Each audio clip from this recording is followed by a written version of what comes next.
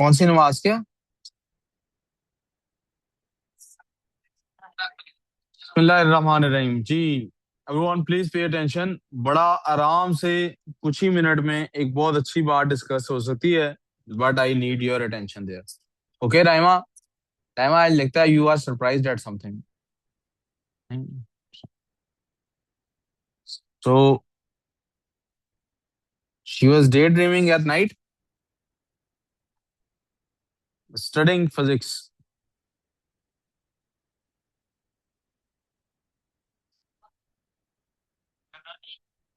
इससे पहले हमें लगता था, सुने प्लीज, अब अगर अटेंशन मेरी तरफ नहीं होनी तो फिर फायदा तो कोई नहीं। महरूर, I don't want to be telling you to focus here. Okay? Is any बच्चा missing from the class? Some the girls? Somebody is missing, right? Amna is missing, right? And Huran, right? Physics. We have already established that it is the study of matter. But now we have identified, when we are studying the matter moving, we call it mechanics. We call it that movement has some causes and some effects. That movement has some causes and some. We will study those causes and effects in dynamics. We will study those causes. Booker, you know how things work, right? Causes and effects. We will study those causes and effects in dynamics. Our current focus is kinematics. I always confuse if it is an E or an A. And what is that? It is the study of motion. Or should I say,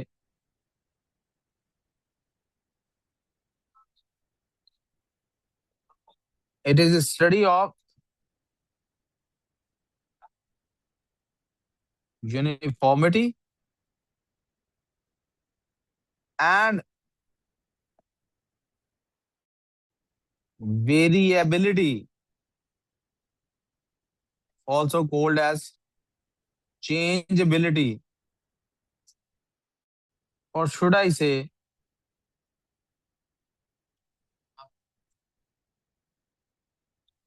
changes in motion. So when a body moves, there are only two possibilities, right? If I may say, I might tell you, English में जो words हैं वो combination से भी बनते हैं।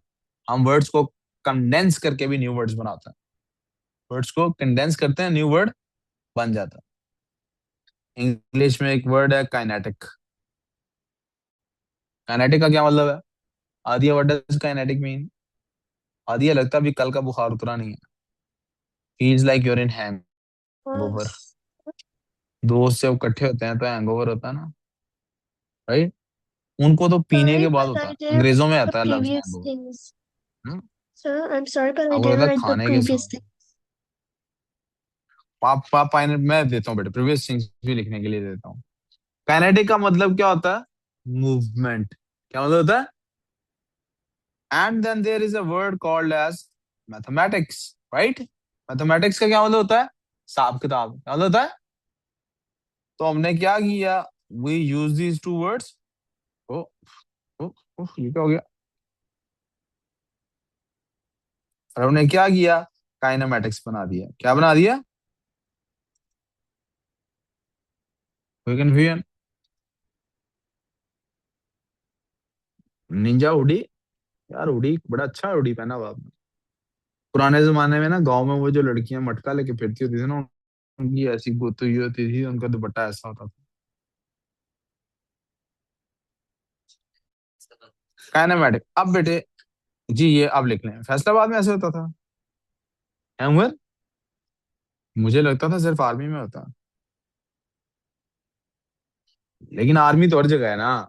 Army is everywhere, है ना उमर? हर खबर पर नजर। और होता है सोशल मीडिया मॉनिटरिंग भी नहीं है अब। तो यानी हमारी ये गुफ्तगू भी वो सुन रहे होंगे ना, पहले भी हो रही है, इसका मतलब आपको पहले से पता है। जल्दी लिख लो इरहा, मैंने आपके लिए स्क्रीन स्पेशली।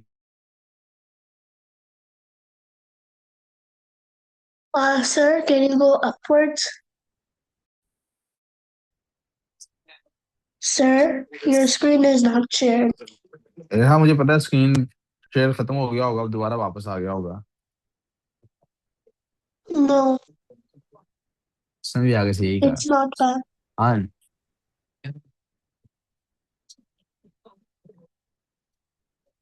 सरकार इधर मेरी तरफ मनोर, हरम ये आपको पढ़ने नहीं दे रहे, मैं बता रहा हूँ। This is the kind of friendship that destroys a person.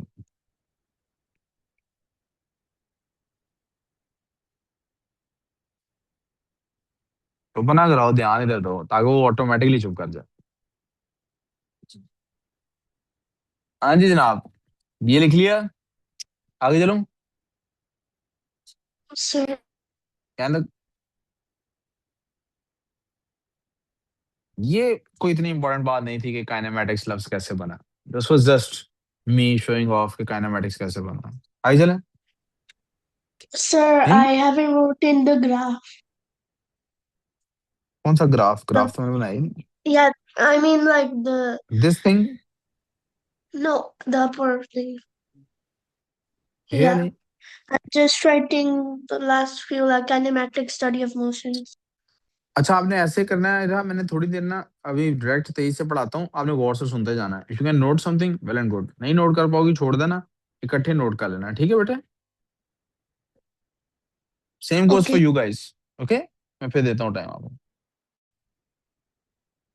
जी क्या नाम है आपका? उमर शयान, काम करें अब। तो हम बेसिकली पढ़ रहे हैं the changes in motion, right? यहाँ तो यूनिफॉर्म है, यहाँ उसमें कोई चेंज आता है। वी स्टडीड कि अगर कोई चीज एग्जिस्ट करती है तो वो वी रखती है। अब v can either be 0 meter per second और v can not be 0 meter per second. इसका क्या मतलब है? It is either at rest और इन, कोई कन्फ्यूजन यहाँ तक? or in motion. अच्छा जी, यहाँ एट रेस्ट है, यहाँ इन मोशन है। तो जब, अब इसके बाद अगली चीज आपको क्या पता होनी चाहिए? When v is not equal to 0 meter per second, तो इसका मतलब बॉडी मूव कर रही है, बॉडी इज मूविंग। तो फिर ये क्या होता है? This is motion. Madams you are not looking at the board. If this is motion, तो मोशन दो तरह का बेटे। One is constant, one is at constant rate, one is at constant rate and the other one is at changing rate, variable rate, at variable rate. जब तो at constant rate है तो फिर a is equal to 0 meter per square second. लेकिन जब eight variable rate है तो फिर क्या होता है? या तो इंक्रीजिंग होता है या वेलोसिटी बढ़ रही होती है, ठीक है? या वेलोसिटी बढ़ रही होती है या वेलोसिटी डिक्रीज हो रही होती है। अब अगर इन दोनों सूरतों में acceleration is not equal to 0 meter per square second, यहां तक प्रॉब्लम गुड सो फार? और यहां से हम लोगों ने डाइव इन करना है, कहाँ डाइव इन करना है? डायनेमिक्स में। किसमें डाइव इन करना है?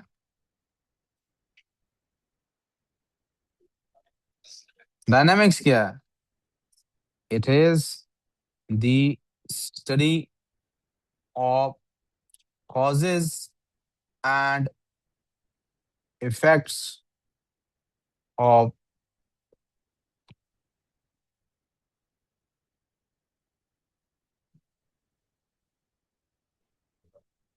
motion या change in motion.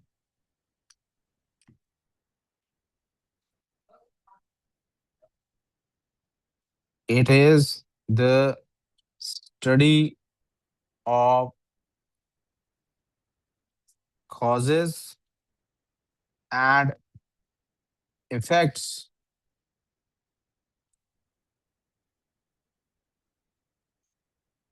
और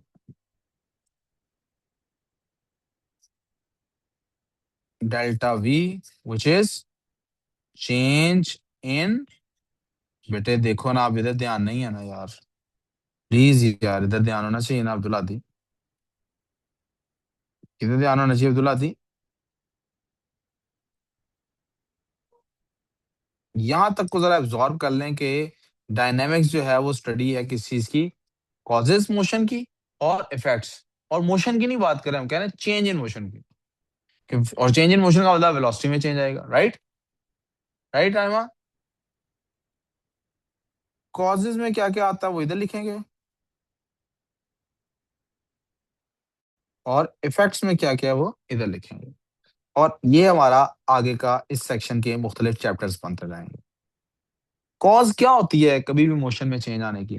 it is always force. It is always. तो फिर हम फोर्स की ही आगे टाइप्स पढ़ेंगे अब हम क्या पढ़ेंगे फोर्स की?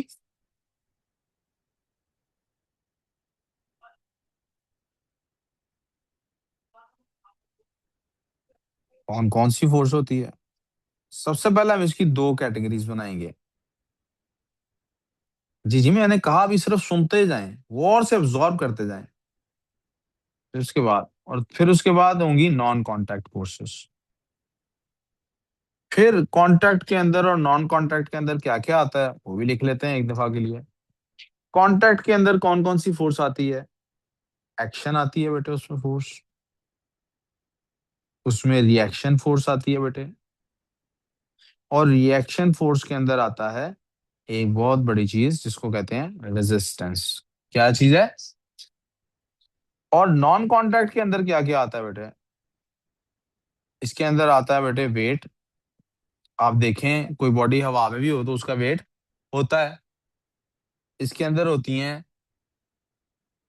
Electro magnetic forces of attraction या रिपल्शन। कोई कंफ्यूजन यहां तक? Let me repeat. Dynamics is the study of what ever changes the motion. जो भी चीज मोशन को चेंज करेगी that will be studied in dynamics. Cause की बात आ रही है ना, क्या चीज, कोई चीज एट रेस्ट है तो उसे कोई चीज चेंज करेगी ना, तो वो जो चीज है दैट्स कॉल्ड फोर्स। कॉज हमेशा क्या है? फोर्स है। कॉज हमेशा क्या है? फोर्स है। यू गाइस, बोर्ड विजिबल भी है आप लोगों के लिए कि नहीं? इज इट बेट विजिबल, या लाइट एक आधी ऑफ करने की जरूरत है? अहमद जरा एक तकलीफ करना, एक एक्सट्रीम राइट वाले दरमियान वाली लाइट ऑफ कर देना, दरमियान वाला स्विच ऑफ कर देना प्लीज। सो फोर्स की आगे फिर टाइप्स होंगी, अभी हम फोर्स की टाइप्स आज पढ़ेंगे। एक होंगी कॉन्टैक्ट फोर्स। कॉन्टैक्ट फोर्स कौन सी है? एक्शन और, ठीक है, और एक्शन के अंदर तो हम वही पुश पुल वगैरह जो भी पीछे से चलता आ रहा है वट एवर इट इज। बेटे इधर तवज्जो। और जो रिएक्शन है उसके अंदर क्या क्या है? मैंने एक ही लफ्ज लिखा है, क्या लिख दिया? रेजिस्टेंस। और भी बहुत कुछ आएगा, इसके बहुत सारे नाम आएंगे, जैसे लेंथ के कितने सारे नाम थे। लेंथ अगर होती थी किसी की सर्कुलर तो हम उसको सर्कमफेरेंस कहते थे। लेंथ अगर होती थी किसी की रेक्टेंगल की तो एक साइड को लेंथ दूसरी को विड्थ कहते थे। लेंथ अगर होती थी ऊंचाई तो उसको हम हाइट कहते थे। लेंथ अगर होती थी डेप्थ कहलाती थी, ब्रेड्थ कहलाती थी। लेंथ को हम डिस्टेंस कहते थे अगर मूविंग बॉडी हो जाती है डिस्प्लेस। एक ही लेंथ के कितने सारे नाम है, किस हालत में है उस बेसिस पे, किस हालत में है उस बेसिस पे लेंथ के बहुत सारे। इसी तरह रेजिस्टेंस के भी कई नाम होंगे, उस डिपेंडिंग अपॉन के किस हालत का रेजिस्टेंस है। एयर रेजिस्टेंस होगा, fluid resistance, whatever we are gonna study आगे, फ्रिक्शन, ये लफ्ज आपने सुने होंगे। मैं अभी जल्दी से इसलिए बोल रहा हूँ कि आगे हमारे ये छोटे छोटे टॉपिक्स। नॉन कॉन्टैक्ट फोर्सेस कौन सी होती हैं जिन्हें कॉन्टैक्ट करने की जरूरत, फिजिकल कॉन्टैक्ट उन्हें नहीं चाहिए, उन्हें फिजिकल कॉन्टैक्ट। सबसे बड़ी वो उसमें कौन सी है? वेट। वेट को फिजिकल कॉन्टैक्ट चाहिए, जमीन को फिजिकली आपको टच करने की जरूरत है आपके वेट के लिए? नो। आपको तो हो सकता है कि आपके पास मेजरिंग स्केल ऐसा नहीं है कि जो बगैर उसके गुजारा कर सकता हो, राइट? आप बगैर कांटेक्ट, आपको पास ऐसा मेजरिंग स्केल नहीं है जो बगैर कांटेक्ट में वेट मेजर कर सकता हो, लेकिन वेट तो है एक बॉडी का। इसी तरह दूसरी नॉन कॉन्टैक्ट फोर्स कौन सी है? फोर्स ऑफ अट्रैक्शन या repulsion. We good so far? Effect क्या होता है इसके अंदर? इफेक्ट में हम क्या क्या पढ़ेंगे? यहाँ हमारे पास फिर डायनामिक्स की सब चैप्टर्स बन जाएंगे। जी बेटे, लिखने के लिए दूंगा। सबसे पहला इफेक्ट इसमें आता है चेंजेस। इफेक्ट इसके हमेशा कोई ना कोई चेंज होगा। जब भी मोशन आएगी तो कोई ना कोई चीज चेंज हो रही होगी, वगैरह वगैरह कुछ। तो हम इफेक्ट्स के अंदर क्या क्या पढ़ेंगे? एक चीज हम पढ़ेंगे एनर्जी। एनर्जेटिक्स नाम की कोई चीज हम पढ़ेंगे। इसमें हम देखेंगे कि एनर्जी क्या बला है। पहली दफा लफ्ज एनर्जी हमारे सामने आ जाएगा और हम देखेंगे एनर्जी क्या बला है। मैं आज इसका तस्करा इसलिए कर रहा हूँ एनर्जी का, पहली दफा फिजिक्स की क्लास में, क्योंकि केमिस्ट्री ने हमें हेल्प कर दी है एनर्जी की तरफ जाने में। जी, शुरू में तब कहा था इसको सिर्फ याद करेंगे ये कोई लफ्ज है, बाद आगे जाके रियलाइज करेंगे डेफिनेशन क्यों बनी फिजिक्स की। तो एनर्जेटिक्स के बाद हमारे पास और क्या आ जाएगा? We will have something called as hydraulics.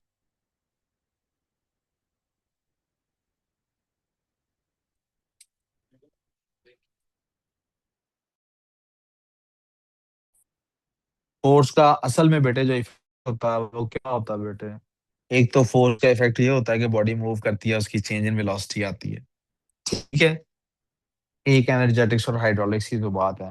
अगर आई होप आपने अभी लिखे नहीं है, क्योंकि मैं इनको थोड़ा नीचे लेके जाने लगा हूँ। फोर्स का सबसे बड़ा इम्पैक्ट जो मुझे सबसे पहले लिखना चाहिए था वो क्या है? सबसे पहली बात बेटे, फोर्स कॉज करती है एक्सेलरेशन। क्या कॉज करती है फोर्स?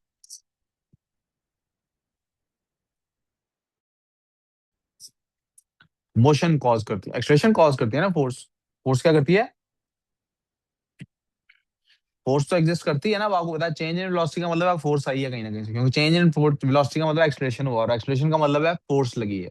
ये हम पीछे स्टडी कर चुके, दोबारा बता देता हूँ। If there is change in velocity that means there is acceleration, if there is acceleration that means there is force.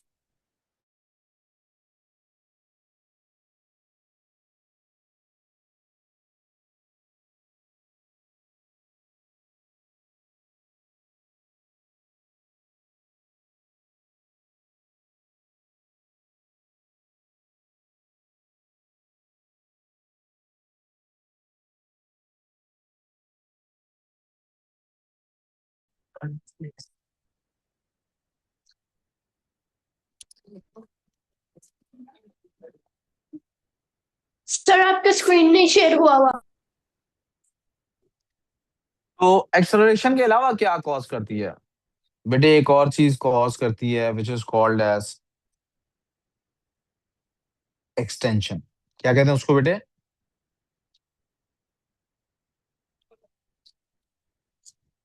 एक और चीज बेटे ये कॉज करती है, पुत्र इधर तवज्जो यार, इधर अब्दुल आती, उसको हम कहते हैं प्रेशर। क्या कहते हैं बेटे? और यहां से बेटे हम स्टडी करते हैं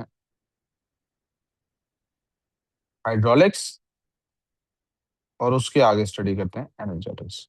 ये मैंने एक ब्रीफ सी समरी बना दी कि हम इसके अंदर क्या क्या स्टडी करते हैं। कोई कंफ्यूजन हो अगर तो प्लीज पूछ लें, नहीं कंफ्यूजन तो फिर जरा आगे चलते हैं। नहीं लिखने के लिए मैं टाइम, अच्छा चले ऐसा करते हैं, मैं 2 मिनट के लिए रुक जाता हूँ। अब आप लोग इस पेज को लिख लें। ये लीजिए। सही नजर आ रहा है या नहीं? ये is it visible to the class? नहीं, क्या मसला है? जूम करना, ये वाला पार्ट या और नीचे वाला पार्ट? राइट वाला कि लेफ्ट वाला?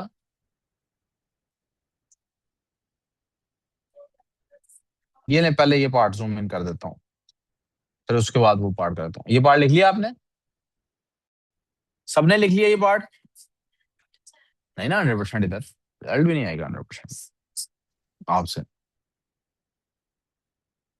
ये वाला पार्ट लिख लें जिन्होंने नहीं लिखा। सर मुझे ऊपर से देखना है। बेटे 2 मिनट ठहरो, अभी दिखाता हूँ।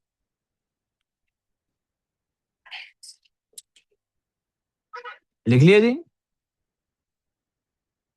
बेटे ये वाला पार्ट देखना है बेटे आपने। आपने लेट ज्वाइन की ना क्लास, मैं आपको ये भेजता हूँ ग्रुप में, आप फिर वहां से देख लेना, ठीक है। Okay sir. सर मैंने वो लिस्ट से नहीं लिखा, मुझे ये नॉन वाली लिस्ट, कॉन्ट्रैक्ट था।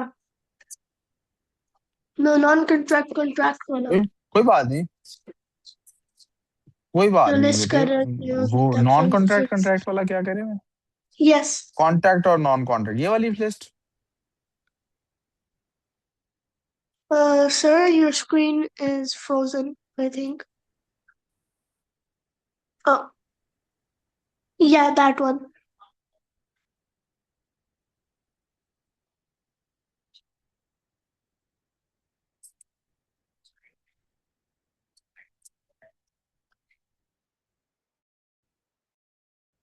लें जी बेटे, अब यहाँ से आगे बेटे मैं नोट्स ग्रुप में भेजूंगा, किसी को कुछ मिस हुआ तो वहां से वो देखेंगे। क्या पूछना है बेटे? अच्छा चलो लिखते हैं अब। Miss, अब यहाँ तक कि sir, बेटे जरा एक दफा right? दोबारा बोलो। Sir, I still haven't written all of it. मैंने कहा बेटे मैं अभी भेजूंगा ग्रुप में, वहां से दे लेना अब यहाँ से आगे, ठीक है। अभी उनकी डिटेल्स तो आनी ना वापस। बैठ जाओ बेटे, 1 मिनट के लिए मुझे एक्सक्यूज कीजिएगा प्लीज, मैं इधर ही हूँ, क्लास में ही हूँ, 1 सेकंड में आया।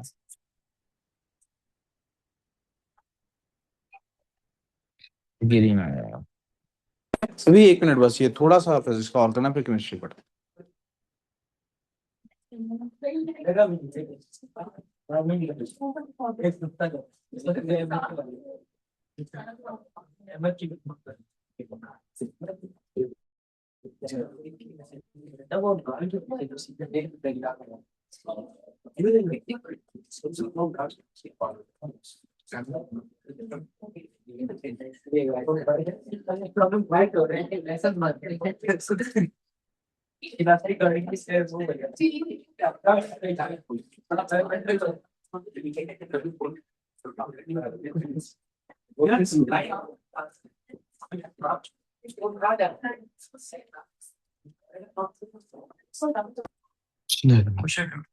जी, अब बेटे जरा प्लीज तवज्जो कीजिएगा। आपको पता लग गया कि हमारे यहाँ बेसिकली मोशन की डिस्कशन है। न्यूटन ने इसके 3 लॉस सजेस्ट कर दिए, तो एक दफा लेट्स समराइज दो 3 लॉस। इससे आज तक का हमने जो कुछ काइनेमेटिक्स में पढ़ा था वो, और इसका डायनामिक्स के साथ ब्रिज क्या बनता है, वो हमारा कवर हो जाएगा। काइनेमेटिक्स में हम पढ़ रहे थे कि वेलोसिटी क्या होती है, वेलोसिटी टाइम ग्राफ को रीड कैसे करते हैं, और एक्सेलरेशन क्या होता है। यस, बेस उसकी डिस्प्लेसमेंट टाइम ग्राफ ही था। तो डिस्प्लेसमेंट डिस्प्लेसमेंट का टाइम से relationship velocity, displacement time graph, फिर डिस्प्लेसमेंट टाइम ग्राफ के बाद वेलोसिटी टाइम ग्राफ, फिर एक्सेलरेशन। ये हमने एक रियलाइज कर लिया कि वेलोसिटी में चेंज एक्सेलरेशन कहलाता है। लेकिन ये होता क्यों है, न्यूटन ने इस पे बात शुरू कर दी। तो न्यूटन ने 3 बेसिक्स बता दिए आपको। फर्स्ट लॉ उसका क्या था, जिसको हमने लॉ ऑफ इनर्शिया भी कहा। क्या नाम दिया उसका? क्यों? क्योंकि कोई बॉडी, उसका जो मैस होता है, वो वो मैस रेजिस्ट करता है एक्सटर्नल फोर्स को। न्यूटन ने नाम दे दिया, क्या कहता है? कहता है a body will remain in constant motion, यानी कि uniform velocity, unless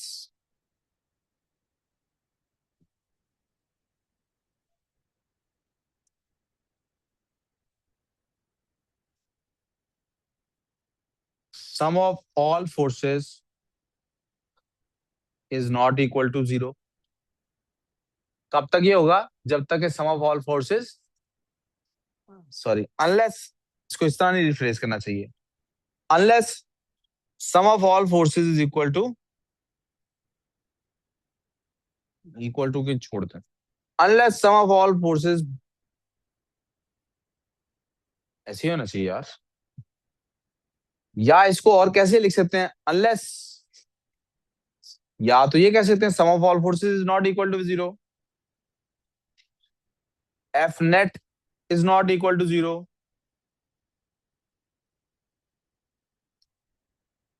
unbalanced external force acts upon it.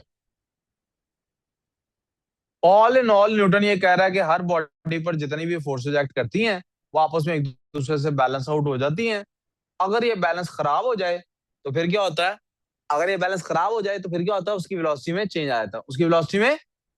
अब मैंने देखे वो रेस्ट और मोशन वाली बात इसलिए छोड़ दी कि बॉडी एट रेस्ट भी हो, बेटे दरवाजा बंद कर दो। अगर को बॉडी एट रेस्ट भी हो तो उसकी वेलोसिटी तो जीरो है ना, टाइम टाइम है जीरो। वी गुड सो फार, समझ आ गई बात। फिर उसने कहा अच्छा जी हमें पता लग गई आपकी ये बात कि उसके साथ ऐसा होता है कि वो जनाब उसकी अनबैलेंस फोर्स से कुछ होता है, लेकिन क्या अनबैलेंस फोर्स से कितना फर्क पड़ता है। तो सेकंड लॉ उसने क्या किया, उसने कहा F is equals to m a, F is equals to, traditionally क्या था, ट्रेडिशनली ये था एक्सलेशन इज, हाँ 2-3 मिनट रुक सकती है सिर्फ, ये फिजिक्स का लेक्चर क्लोज होने वाला है। ठीक ठीक। सेकेंड लॉ ये है F is equals to m a, इसको आप ट्रेडिशनली उसने कैसे बताया था वैसे लिख सकते हैं क्या, acceleration produced is directly related to force applied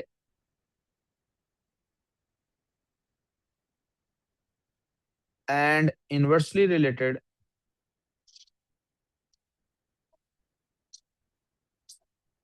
to mass of body।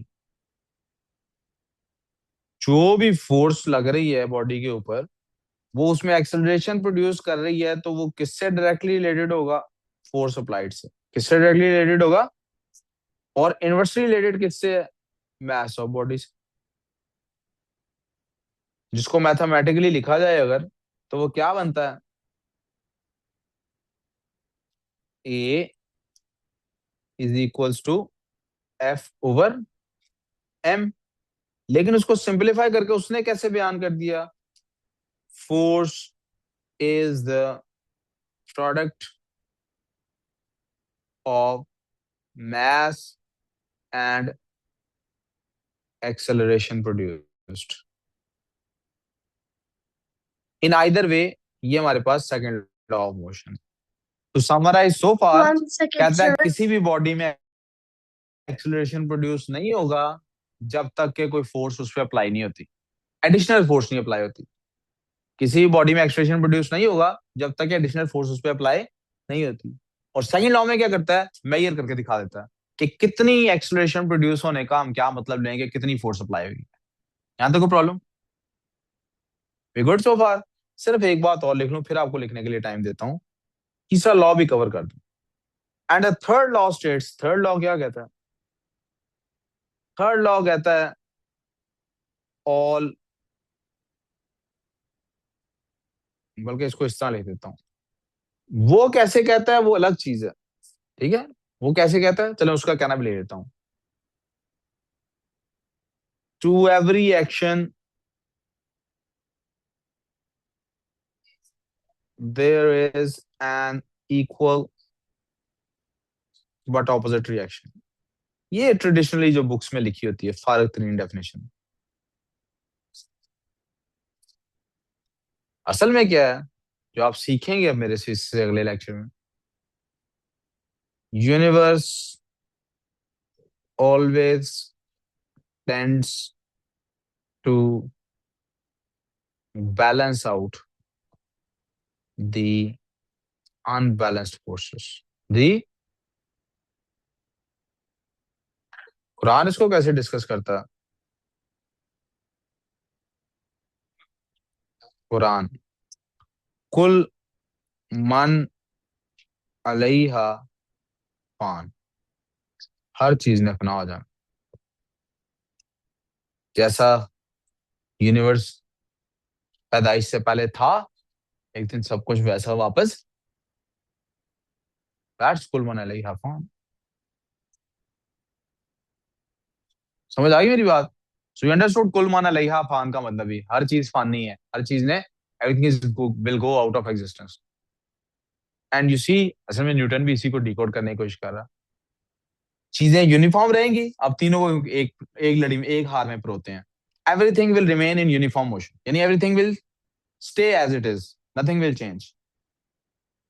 लेकिन अगर कोई नई चीज, कोई नई एडिशनल अनबैलेंस फोर्स बाहर से आई है, जैसे एक पानी है, पानी का जौहर है, बिल्कुल बैलेंस है, रुका हुआ, कुछ भी नहीं, nothing is moving, you don't even know कि ये पानी है, आप शायद आते तो चलना शुरू कर देते। अगर बाहर से कोई पत्थर आएगा, an unbalance force ripples create करे। कितने रिपल्स क्रिएट करेगा? जितना बड़ा पत्थर आया, जितना स्ट्रॉन्ग स्ट्रेंथ से फेंका गया, सेकंड लॉ, मैस के ऑपोजिट, मैस के इनवर्स, और फोर्स के डायरेक्टली रिलेटेड। और फिर वो जब पत्थर गिर गया है, तो रिपल्स जो क्रिएट हो रहे हैं वो जाए कहीं से टकरा रहे हैं ना, टकरा के वापस भी तो आते हैं ना। कब तक वो तैयार रह रहे हैं? जब तक वापस बैलेंस, टू एवरी एक्शन, जब तक वापस बैलेंस नहीं हो जाता, to every action there is an equal but opposite. Good so far, this is dynamics. तो असल में मैंने बजाय इसके क्या, जैसे ट्रेडिशनली बुक्स में होता है या ट्रेडिशनल टीचर्स, जैसे मैंने सुना काइनेमैटिक्स अलग कराते हैं, डायनामिक्स अलग पढ़ाते हैं, जो भी तरीका कार है, I just wanted to bridge that gap in your minds. Story build होनी चाहिए। जैसे वो स्पाइडर मैन में नहीं दिखाते, उसको स्पाइडर काट लेती है तो डीएनए में जहां जहां गैप होता है स्पाइडर आए पूरी। तो I am not that spider for you guys, मैं आपके डीएनए के गैप्स पूरे नहीं कर रहा। I am just trying to clear that in your mind. Solve one thing, यहां से डायनामिक्स तक की शिफ्ट क्यों है? पहले वो बता रहा है चेंजेस क्या आती हैं, तो न्यूटन का लॉ है जो आगे कहता है पहली दफा कि यार इन चेंजेस की वजूहात को भी तो पढ़ो। सो हम उसकी कॉजेस की तरफ चले जाते हैं। We good so far? यहां से आगे इंशाल्लाह कल करेंगे। We moving on to chemistry after a minute. अब आप लिख सकते हैं, मैं बस रिकॉर्डिंग क्लोज कर लूं।